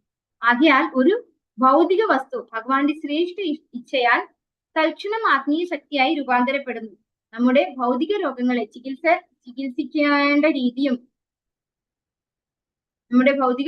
ചികിത്സിക്കേണ്ട രീതിയും ക്ലേശം, വിലാപം, ഭയം എന്നിവ കൂടാതെ ആത്മീയ തലത്തിൽ ഉന്നതി പ്രാപിക്കേണ്ട മാർഗവും അപ്രകാരമാകുന്നു. സർവവും ഭഗവത് സേവനത്തിൽ നിയുക്തമാകുമ്പോൾ പരബ്രഹ്മം അല്ലാതെ യാതൊന്നുമില്ലെന്ന് നമുക്ക് അനുഭവവേദ്യമാകുന്നു. സർവ്വതും ബ്രഹ്മമാകുന്നു എന്ന വേദമന്ത്രത്തെ അപ്രകാരം നമുക്ക് സാക്ഷാത്കരിക്കാം. അതായത് നമ്മുടെ ഭൗതികമായിട്ടുള്ള എല്ലാറ്റിനെയും ഭഗവാനെ ആയിട്ട് കണക്ട് ചെയ്യുമ്പോൾ എന്താവുന്നു? അതും ഭഗവാന്റെ ക്വാളിറ്റിയിലേക്ക് മാറുന്നു, അല്ലെ? അതും ബ്രഹ്മമായി മാറുന്നു എന്നാണ് പറയുന്നത്. എല്ലാം ഭഗവത് സേവനത്തിന് നിയുക്തമാക്കണം. അതാണ് അതിനുള്ള പ്രതിവിധി. അതാണ് ഇവിടെ പറഞ്ഞിരിക്കുന്നത്, അല്ലെ? നമുക്ക് ഉള്ളത് എല്ലാം എന്താണ്? അറ്റാച്ച്മെന്റ് ആണ് നമ്മുടെ പ്രോബ്ലം. നമുക്ക് ഭൗതികമായതിനോടുള്ള അറ്റാച്ച്മെന്റിനെ ഭഗവാനോടുള്ള അറ്റാച്ച്മെന്റിലേക്ക് മാറ്റിയാല് നമ്മള് പെർഫെക്റ്റ് ആയി, അല്ലെ? എല്ലാ താപത്രയങ്ങളിൽ നിന്നും നമുക്ക് പുറത്തു കിടക്കാൻ സാധിക്കും. ഏവം നൃണാം ക്രിയായോഗാഃ സർവേ സംസൃതി ഹേതവഃ ത ഏവാത്മവിനാശായ കൽപ്പന്തേ കൽപ്പിതാഃ പരേ. വർത്തനം ഭാവാർത്ഥം എസി ഭക്തി വേദാന്ത സ്വാമി ശ്രീല പ്രഭുപാദ് കി ജയ്. അപ്രകാരം സർവ്വജനങ്ങളുടെയും പ്രവർത്തനങ്ങളെ ഭഗവത് സേവനത്തിന് സമർപ്പിക്കുമ്പോൾ ചിരസ്ഥായിയായ ബന്ധനത്തിന് ഹേതുവായ അതേ കർമ്മങ്ങൾ കർമ്മവൃക്ഷത്തിന്റെ ഹന്താവായി തീരുന്നു. തന്നെയാണ് ഇവിടെയും പറഞ്ഞിരിക്കുന്നത്. അതായത് സർവ്വജനങ്ങളുടെയും പ്രവർത്തനങ്ങളെ ഭഗവാന്റെ സേവനത്തിനായി സമർപ്പിക്കുമ്പോൾ നമ്മൾ ഏത് കാര്യമാണോ നമ്മൾക്ക് ബന്ധന ഹേതുവായിട്ടുള്ളത് അത് ബന്ധനത്തിന്റെ ഹന്താവായി മാറുന്നു. കർമ്മവൃക്ഷത്തിന്റെ ഹന്താവ്, അതായത് നമ്മളെ ബന്ധനങ്ങളെ ഛേദിച്ചു കളയുന്നു. നമ്മൾ ഏത് കാര്യം കൊണ്ടാണോ ഇവിടെ ബന്ധനത്തിലായിരിക്കുന്നത് അതേ കാര്യം ഭഗവാന്റെ സേവനത്തിൽ നമ്മൾ ഏർപ്പെടുത്തിക്കൊണ്ട് നമ്മൾ ചെയ്യുമ്പോൾ നമുക്കത് കർമ്മവൃക്ഷത്തിന്റെ ഹന്താവായി തീരുന്നു എന്നാണ് പറയുന്നത്. ജീവാത്മാക്കൾ നിരന്തരമായി വ്യാപൃതമാകുന്ന സുഖോപഭോഗ കർമ്മങ്ങളെ ഭഗവത്ഗീതയിൽ ആൽമരത്തോട് സാദൃശ്യപ്പെടുത്തിയിരിക്കുന്നു. അതായത് ഈ ഭൗതിക ലോകത്തെ മുഴുവൻ എന്തിനോട്? ആൽവൃക്ഷത്തോട് സാദൃശ്യപ്പെടുത്തിയിട്ടുണ്ട്, അല്ലെ? പുരുഷോത്തമ യോഗത്തില് ഭഗവത്ഗീത 15-ാമത്തെ അധ്യായം പുരുഷോത്തമ യോഗത്തില് ആൽവൃക്ഷത്തോട് ഉപമിച്ചിട്ടുണ്ട്. അതിനെ എങ്ങനെ മുറിച്ചു കളയാനാണ് നമ്മളോട് പറഞ്ഞിരിക്കുന്നത്? വിരക്തിയാകുന്ന ആയുധം ഛേദിച്ച് കളയാൻ പറഞ്ഞിരിക്കുന്നു, അല്ലെ?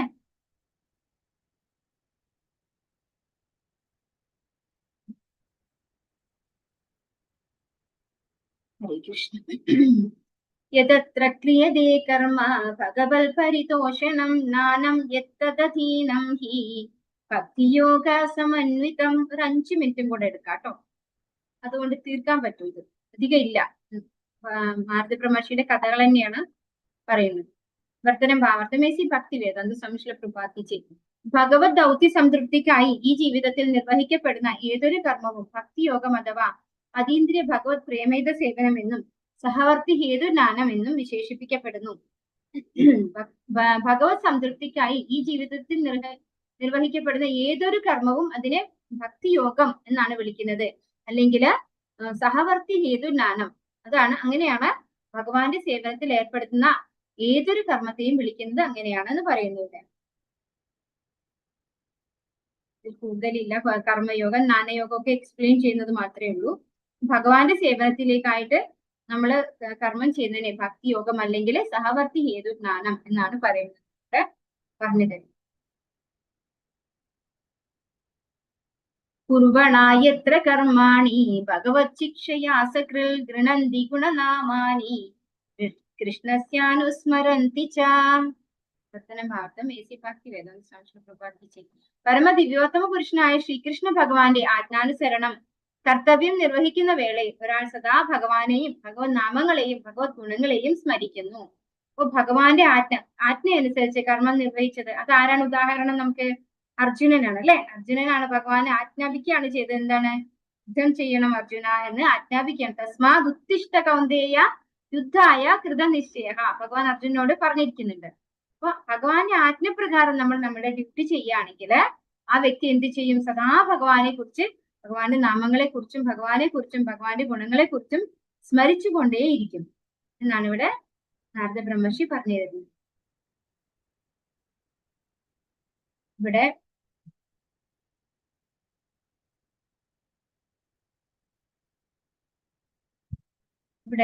ഒരു ശ്ലോകം ഭാഗവതത്തിന്റെ ചതുശ്ലോകി ഭാഗവതത്തിലെ ഒരു ശ്ലോകം ഉണ്ട്. എന്താണ്? ഹൃദയർത്ഥം തത്പ്രതീയേത പ്രതീയേത ചാത്മനി തദ്വിദ്യാത്മനോ മായാം യഥാഭാസോ യഥാതമഃ. ഏതൊന്നും ഭഗവാനുമായിട്ട് ബന്ധപ്പെടുത്തുമ്പോൾ അതിന് എന്തുണ്ടാവും? വാസ്തവികത ഉണ്ടാവും. അതായത് എത്ര മൂല്യമുള്ളതായാലും ഭഗവാനുമായി ബന്ധപ്പെടുത്തിയിട്ടില്ലെങ്കിൽ അതിന് എന്തുണ്ടാവില്ല? വാസ്തവികത ഉണ്ടാവില്ല. അതിന് എന്തായിട്ടാണ് പറയുന്നത്? ഭഗവാന്റെ മായാമയ ശക്തിയായിട്ടാണ് പറയുന്നത്. എല്ലാം ഭഗവാനുമായിട്ട് ബന്ധപ്പെടുത്തുന്നുണ്ടെങ്കിൽ മാത്രമേ അതിന്റെ യഥാർത്ഥമായിട്ടുള്ള ഇത് കിട്ടുള്ളൂ, അതിന്റെ വാസ്തവികത ഉണ്ടാവുള്ളൂ എന്ന് പറഞ്ഞു തരുന്നുണ്ട്.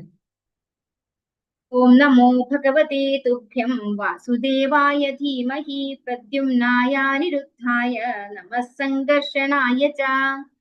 ഇത് ഭഗവാന്റെ രൂപങ്ങളെ സ്തുതിക്കുന്നതാണ്, ഒരു സ്തുതിയായിട്ടാണ് പറയുന്നത്. ഭഗവാന്റെ പൂർണ്ണാംശ വിസ്തരണങ്ങളായ പ്രദ്യുമ്നൻ, അനിരുദ്ധൻ, സംഘർഷണൻ എന്നിവരടക്കം വാസുദേവന്റെ മഹാത്മ്യങ്ങളെ നമുക്ക് ഏവർക്കും ജപിക്കാം. ഇവരെയൊക്കെ സ്തുതിക്കാം. ഭഗവാന്റെ പൂർണ്ണാംശങ്ങളാണ് പ്രദ്യുമ്നൻ, അനിരുദ്ധൻ, സംഘർഷണൻ, വാസുദേവൻ, അല്ലെ? ഇവരെയൊക്കെ നമുക്ക് ജപിക്കാം എന്നാണ് നാരദ ബ്രഹ്മർഷി പറയുന്നത്. കൺക്ലൂഷനിലേക്ക് വരികയാണ്. ഇതി മൂർത്യഭിധാനേന മന്ത്രമൂർത്തിമൂർത്തികം യജതേ യജ്ഞപുരുഷം സമ്യക് ദർശന പുമാൻ. പ്രകാരം ഭൗതിക രൂപമില്ലാത്ത പരമദിവ്യോത്തമ പുരുഷനായ വിഷ്ണുവിനെ അതീന്ദ്രിയ ശബ്ദ പ്രതിരൂപത്താൽ ആരാധിക്കുന്ന ഒരാളാകുന്നു യഥാർത്ഥ ദാർശനികൻ. ഇപ്പോ ഭഗവാന്റെ പരമദിവ്യോത്തമ പുരുഷനായ ഭഗവാന്റെ അതീന്ദ്രിയ രൂപം, അല്ലെ? ഭഗവാന് ഭൗതികമായ രൂപമില്ല, അതീന്ദ്രിയ ശബ്ദ പ്രതിരൂപത്താൽ ആരാധിക്കുന്നു. അങ്ങനെയുള്ള ഭഗവാനെ, അതീന്ദ്രനായിട്ടുള്ള ഭഗവാന്റെ അതീന്ദ്രിയമായ ശബ്ദരൂപത്താൽ പ്രതിരൂപത്താൽ ആരാധിക്കുന്ന ഒരാളെ യഥാർത്ഥ ദാർശനികൻ എന്ന് പറയുന്നു. അപ്പൊ ഭഗവാന്റെ ശബ്ദരൂപം എന്ന് പറയുന്നതും ഭഗവാനും തമ്മിൽ ഒരു വ്യത്യാസവും ഇല്ല. ഭഗവാൻ തന്നെയാണ് ഭഗവാന്റെ ശബ്ദത്തിൽ, നാമത്തിൽ ഉള്ളത്, അല്ലെ? പാഞ്ചരാത്രിക സമ്പ്രദായത്തെ കുറിച്ചൊക്കെ ഇവിടെ പറയുന്നുണ്ട്. എല്ലാവരും വായിക്കണം കേട്ടോ. ഇത് പർപ്പോട്ട് ഈ കലിയുഗത്തിൽ പാഞ്ചരാത്രിക സമ്പ്രദായം പ്രായോഗികവും ഉചിതവുമാകും.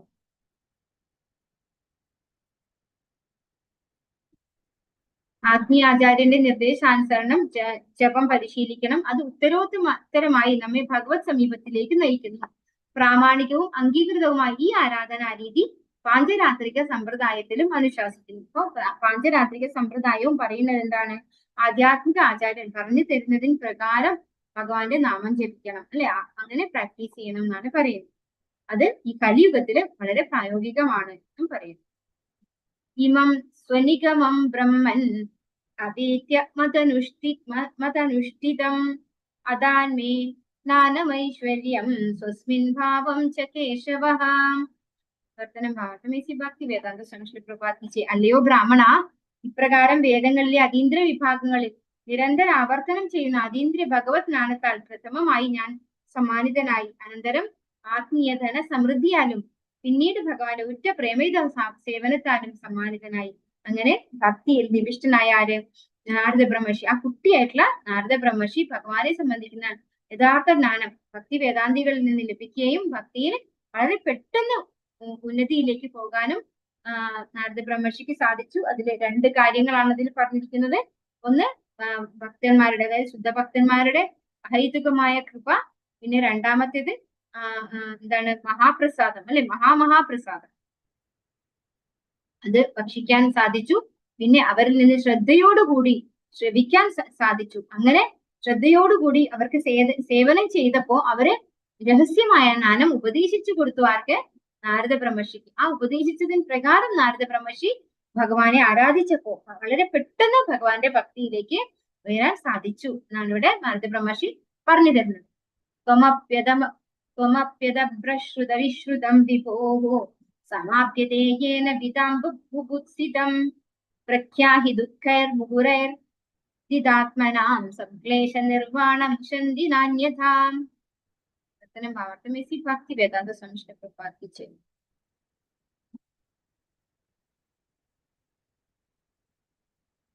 ആകയാൽ മഹാപണ്ഡിതന്മാരുടെ അഭിലാഷങ്ങളെ സംതൃപ്തിപ്പെടുത്തുന്നതിനും അതേസമയം ഭൗതിക യാതനകൾ സദാ അനുഭവിക്കുന്ന സാമാന്യ ജനസമൂഹങ്ങളുടെ ദുരിതങ്ങളെ ലഘൂകരിക്കുന്നതിനുമായി വേദങ്ങളുടെ വിപുല ജ്ഞാനത്താൽ അങ്ങ് അഭ്യസിച്ച സർവശക്തനായ ഭഗവാന്റെ ലീലകളെ കുറിച്ച് വിശദീകരിച്ചാലും അഭിത യാതനകളിൽ നിന്നും നിർമുക്തമാകാൻ വേറെ യാതൊരു മാർഗവുമില്ല. അപ്പോ നാരദ ബ്രഹ്മർഷി പറഞ്ഞു കൊടുക്കാണ് ശ്രീല വ്യാസദേവന്, അതായത് ഈ ത്രിവിധ ദുരിതങ്ങളെ, അതായത് 3 വിധം ഭൗതികമായ ക്ലേശങ്ങളെ ദൂരീകരിക്കാൻ വേണ്ടിയിട്ട് എല്ലാവിധ ജനങ്ങൾക്കും സഹായകമാകും വിധം ഭഗവാന്റെ ലീലകളെ കുറിച്ച് വിശദീകരിക്കണം. ഭാഗവതം രചിക്കാൻ വേണ്ടിയിട്ടുള്ള ഇൻസ്ട്രക്ഷൻ ആണ് ഈ അവസാനത്തെ ശ്ലോകത്തിൽ, ഈ അധ്യായത്തിലെ അവസാനത്തെ ശ്ലോകത്തില് ശ്രീല വ്യാസദേവന് കൊടുക്കുന്നത്. അതായത് മഹാപണ്ഡിതന്മാരുടെ അഭിലാഷങ്ങളെ സംതൃപ്തിപ്പെടുത്തുന്നതിനും അതേസമയം ഭൗതിക യാതനകൾ സദാ അനുഭവിക്കുന്ന സാമാന്യ ജനസമൂഹങ്ങളുടെ ദുരിതങ്ങളെ ലഘൂകരിക്കുന്നതിനുമായിട്ട് വേദങ്ങളുടെ വിപുല ജ്ഞാനത്താൽ അങ്ങ് അഭ്യസിച്ച സർവശക്തനായ ഭഗവാന്റെ ലീലകളെ കുറിച്ച് വിശദീകരിച്ചാൽ വേദങ്ങളിലൂടെ ആരെയാണ് അറിയുന്നത്?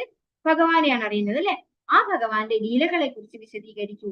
അഭിത യാതനകൾ, അതായത് ത്രിവിധ ക്ലേശങ്ങളിൽ നിന്ന് പുറത്തു കടക്കാൻ വേറെ യാതൊരു മാർഗവുമില്ല എന്ന് നാരദ ബ്രഹ്മർഷി പറഞ്ഞു കൊടുക്കാണ്. ഇവിടെ നമ്മള് ഭഗവത്ഗീതയില് 4 വിധം ആൾക്കാരല്ലേ, ചതുർവിധ ഭജന്തേ മാം ജനാ സുഹൃദിനോർജുന ആർത്തോ ജിജ്ഞാസുരർത്ഥാർത്ഥി ജ്ഞാനീച്ച പരദർശക. ആ ഒരു ശ്ലോകത്തെ കുറിച്ച് ഡീറ്റെയിൽഡ് ആയിട്ട് എക്സ്പ്ലെയിൻ ചെയ്തിട്ടുണ്ട് ശ്രീ പ്രഭുപാദര്.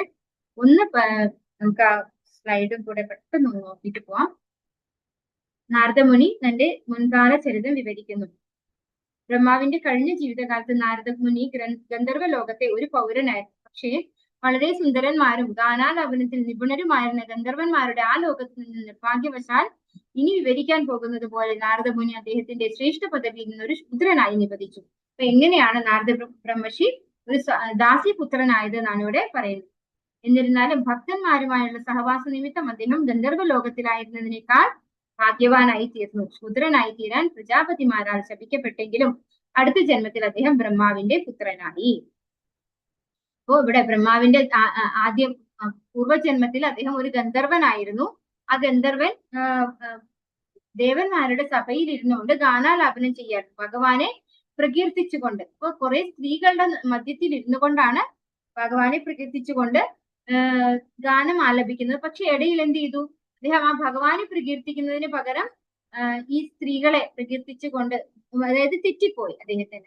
ആ തെറ്റായ പ്രവൃത്തി ചെയ്തപ്പോ ദേവന്മാരാൽ ശപിക്കപ്പെടുകയും ഒരു ദാസിപുത്രനാവുകയും ചെയ്തു. പക്ഷെ അത് കൂടുതൽ നന്നായി എന്നാണ് പറയുന്നത്. കാരണം ഭക്തന്മാരുമായുള്ള സഹവാസം ലഭിച്ചു, അല്ലെ? നേരത്തെ ഗന്ധർവ ലോകത്തിലുള്ള ഒരു വ്യക്തിയായപ്പോ ഭക്ത സംസർഗം ഉണ്ടായില്ല. പക്ഷെ ദാസിപുത്രനായപ്പോ ഭക്തന്മാരുടെ സംസർഗം ലഭിച്ചത് കൂടുതൽ ഗുണകരമായി എന്നാണ് പറയുന്നത്. ഭൗതിക മാലിന്യങ്ങളിൽ നിന്ന് സമ്പൂർണ്ണ മോചനം നേടിയ ഒരു മഹാത്മാവിന്റെ പാദധൂളിയാൽ അഭിഷേകം ചെയ്യാത്തിടത്തോളം കാലം ഭൗതിക ജീവിതത്തോട് പറ്റിച്ചേർന്നിട്ടുള്ള ആളുകൾക്ക് ഉരുക്രമനായ ഭഗവാന്റെ പാദപങ്കജങ്ങളിൽ ആകർഷണം ഉണ്ടാകുന്നില്ല. ഭഗവാന്റെ പാദപങ്കജങ്ങളിൽ ആ വിധത്തിൽ ശരണം നേടുന്നതിലൂടെയും കൃഷ്ണാബോധത്തിലൂടെയും മാത്രമേ ഒരുവന് ഭൗതിക മാലിന്യങ്ങളിൽ നിന്ന് സ്വതന്ത്രനാകാൻ കഴിയൂ. ഇത് 7ാമത്തെ സ്കന്ധത്തിൽ, അതായത് നമ്മുടെ പ്രഹ്ലാദന്റെ ഇതിൽ പറയുകയാണിത്. അതായത് ഭൗതിക മാലിന്യങ്ങളിൽ നിന്ന് മോചനം നേടിയാൽ മാത്രമേ നമുക്ക് ഭഗവാന്റെ അല്ലെങ്കിൽ ഒരു ശുദ്ധ ഭക്തന്റെ പാദധൂളിയാൽ അഭിഷേകം ചെയ്യാത്തിടത്തോളം കാലം നമുക്ക് ഒരിക്കലും ഭഗവാന്റെ ഭക്തിയിൽ ഉയരാൻ സാധിക്കില്ല എന്നാണ് ഇവിടെ പറയുന്നത്.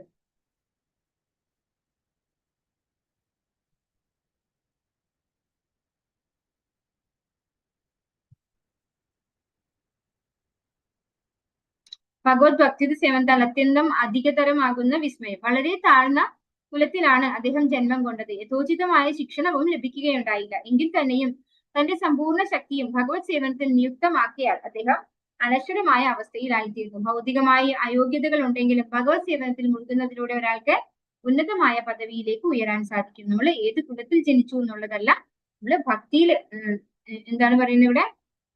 ഭഗവത് സേവനത്തിൽ മുഴുകുന്നതിലൂടെയാണ് ഒരാൾക്ക് ഉന്നത പദവിയിലേക്ക് ഉയരാൻ സാധിക്കുന്നത്. ഭഗവത് സേവനം ആരംഭിക്കുന്നത് യഥാർത്ഥ ഭഗവത് സേവകരുടെ സേവനത്തിലൂടെയാണെന്ന് നാരദ ബ്രഹ്മർഷിയുടെ പൂർവ്വജന്മ ദൃഷ്ടാന്തത്തിൽ നിന്നും വ്യക്തമാക്കുന്നു. ആകയാൽ ഒരാൾ ഭഗവത് സേവനത്തിൽ സദാ വ്യാപൃതനായ ഉത്തമ വിശ്വാസയോഗ്യനായ യഥാർത്ഥ ഭഗവത് സേവകനെ തിരഞ്ഞെടുക്കുകയും അത്തരമൊരു സേവകനെ ആത്മീയ ആചാര്യനായി അംഗീകരിച്ച് അദ്ദേഹത്തിന്റെ സേവനത്തിൽ നിരതനാക്കുകയും വേണം. അപ്പോൾ ഭഗവാന്റെ ഒരു ശുദ്ധ ഭക്തനെ നമ്മള് ആചാര്യനായി സ്വീകരിച്ച് അവരുടെ സേവനത്തിൽ മുഴുകിയാൽ മാത്രമേ നമുക്ക് ഭഗവാന്റെ ഭക്തിയിൽ ഉയരാൻ സാധിക്കുള്ളൂ.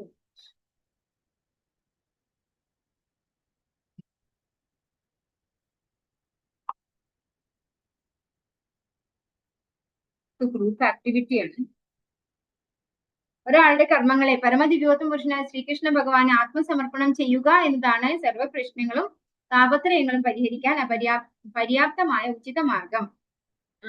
സങ്കല്പാതീത ശക്തി, ഇതൊക്കെ നമ്മൾ എക്സ്പ്ലെയിൻ ചെയ്തതാണ്. സങ്കല്പാതീത ശക്തിയാൽ ആത്മാവിനെ ദ്രവ്യമായും ദ്രവ്യത്തെ ആത്മാവായും പരിവർത്തനം ചെയ്യുന്നു. ആകയാൽ ഒരു ഭൗതിക വസ്തു ഭഗവാന്റെ ശ്രേഷ്ഠ ഇച്ഛയാൽ തൽക്ഷണം ആത്മീയ ശക്തിയായി രൂപാന്തരപ്പെടുന്നു. നമ്മുടെ ഭൗതിക രോഗങ്ങളെ ചികിത്സിക്കേണ്ട രീതിയും ക്ലേശം, വിലാപം, ഭയം എന്നിവ കൂടാതെ ആത്മീയ തലത്തിൽ ഉന്നതി പ്രാപിക്കേണ്ട മാർഗവും അപ്രകാരമാകുന്നു. ഇത് നമ്മള് ചർച്ച ചെയ്തതാണ്. ഈ ആസ്വാദന പ്രവണതയെ ഭഗവത് ദൗത്യ സേവന വ്യഗ്രതയിലേക്ക് വ്യതിചലിപ്പിക്കാൻ ഒരു പക്ഷേ സാധ്യമായേക്കാം. അപ്രകാരം പ്രവർത്തിക്കുന്ന പക്ഷം ഒരാളുടെ പ്രവർത്തനം കർമ്മയോഗത്തിൽ അഥവാ സ്വാഭാവികമായ പ്രവണതയുള്ള പ്രവർത്തനങ്ങളിൽ വ്യാപൃതരായിരിക്കെ ആത്മീയ പരിപൂർണത പ്രാപ്തമാക്കുന്ന മാർഗത്തിലേക്ക് പരിവർത്തനം ചെയ്യപ്പെടുന്നു. അതായത് നേരത്തെ എക്സ്പ്ലെയിൻ ചെയ്തല്ലോ, ഒരേ കാര്യം തന്നെ രോഗത്തിനും കാരണമാകുന്നു, രോഗത്തിന് പ്രതിവിധിയുമാകുന്നു എന്ന് പറഞ്ഞതാണ് പറയുന്നത്. ഭഗവാന്റെ ഒരു വിദഗ്ധ ഭക്തന് ഈ ജന്മത്തിലോ അടുത്ത ജന്മത്തിലേക്കോ ഉള്ള എല്ലാത്തരം കർത്തവ്യങ്ങളും നിർവഹിക്കുമ്പോൾ തന്നെ ഭഗവാന്റെ നാമം, പ്രശസ്തി, ഗുണങ്ങൾ മുതലായവ നിരന്തരം ഓർമ്മിക്കാൻ കഴിയുന്ന തരത്തിൽ തന്റെ ജീവിതം രൂപപ്പെടുത്താൻ സാധിക്കും.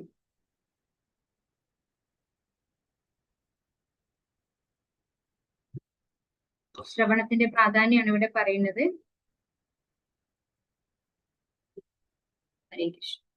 ഹരേ കൃഷ്ണ ഹരേ കൃഷ്ണ കൃഷ്ണ കൃഷ്ണ ഹരേ ഹരേ, ഹരേ രാമ രാമ രാമ ഹരേ ഹരേ. വാഞ്ചാകൽപതരുഭ്യശ്ച കൃപാസിന്ധുഭ്യവ ച പതിതാനാം പാവനേഭ്യോ വൈഷ്ണവേഭ്യോ നമോ നമഃ. अनंतकोटि वैष्णव जय श्रील प्रभुपाद की जय, गुरु महाराज की जय, निताय गौर प्रेमानंदे, हरि हरि बोल, हरे कृष्णा।